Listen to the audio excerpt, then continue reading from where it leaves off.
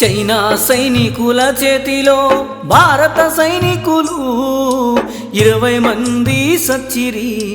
మన సైనికులను చంపిన చైనా దేశం ఇప్పుడు రెడ్ కార్పెట్ వేసి మన ప్రధానమంత్రి నరేంద్ర మోడీని స్వాగతిస్తున్నారు.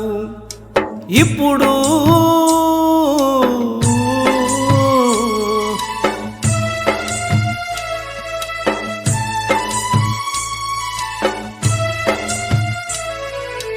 ఇప్పుడు బుద్ధి లేని దేశం చైనానా ఇండియానా? అందులో తెలంగాణ సైనిక కమాండర్ చనిపోయిండు. ఆయన పేరు సంతోష్. ఆ ఇల్లంతా దుఃఖమైంది. చైనాకు భారత్కు 3000 కిలోమీటర్ల పైన బార్డర్ ఉంది. ఇదంతా గుట్టలు కొండలు, పనికి మాలిన పనికిరాని భూమి. భారత్కు 5 దేశాలు బార్డర్ అయితే చైనాకు 14 దేశాలు బార్డర్.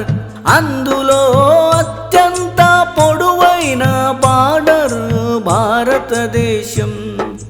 ఇంతకు ముందే చైనాకు మనకు యుద్ధం జరిగింది.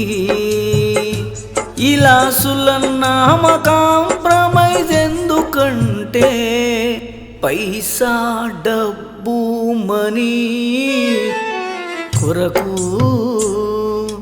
అదేమిటంటే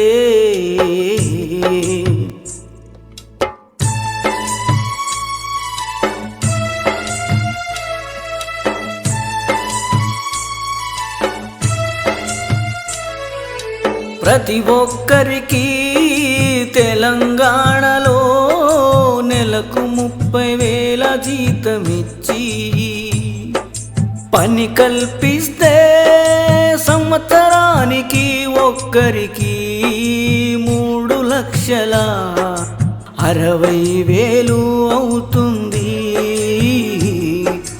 ఒక ఇంట్లో 4గురికి పని ఇస్తే ఆ 4గురు మొత్తం 14,40,000 అవుతుంది.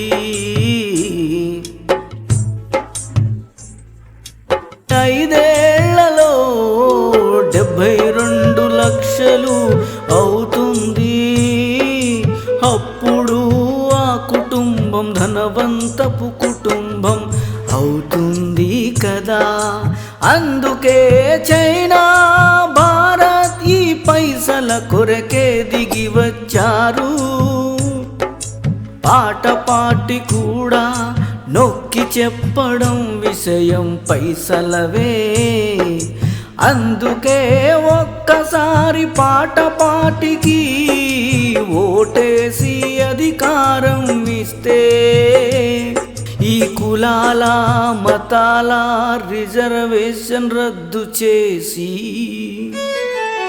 వాటి స్థానంలో ఒక్కొక్కరికి 5 కోట్ల ఆస్తి ఇచ్చి 50 లక్షలు బ్యాంకు అకౌంట్లో వేసి చూపిస్తాం. పాటికే మీ ఓటు